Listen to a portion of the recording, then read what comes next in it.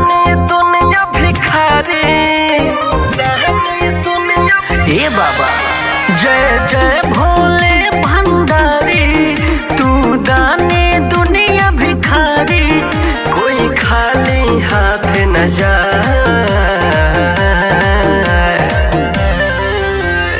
ओम नमः शिवाय, ओम नमः शिवाय, ओम नमः शिवाय, ओम नमः शिवाय। प्रेम से बोलिए बाबा नीलकंठ की जय।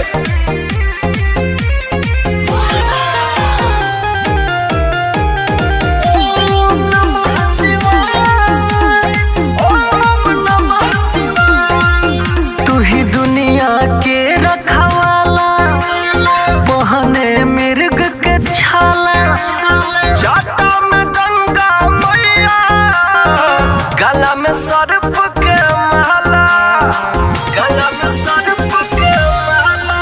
तू ही दुनिया के रखवाला, पहने मृग के छाला, जाटा में गंगा मैया, गला में सर्प के माला। तू ही हर संकट से बचा।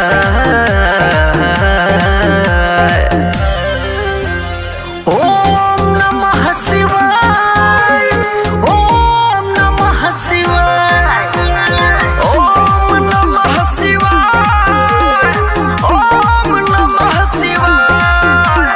बोलो बोलो बाबा गरीबनाथ की। ओम नमः शिवाय, ओम नमः शिवाय। कोई कहेला अड़भंगी, पार्वती के संगी, पर्वत पर बाटेरा, साथी रंग बिरंगे, साथी रंग बिरंगे। कोई कहेला अड़भंगी, पार्वती के संगी, पर्वत पर बाटेरा, साथी रंग बिरंगी। दुखियन के दुख मिट जाए।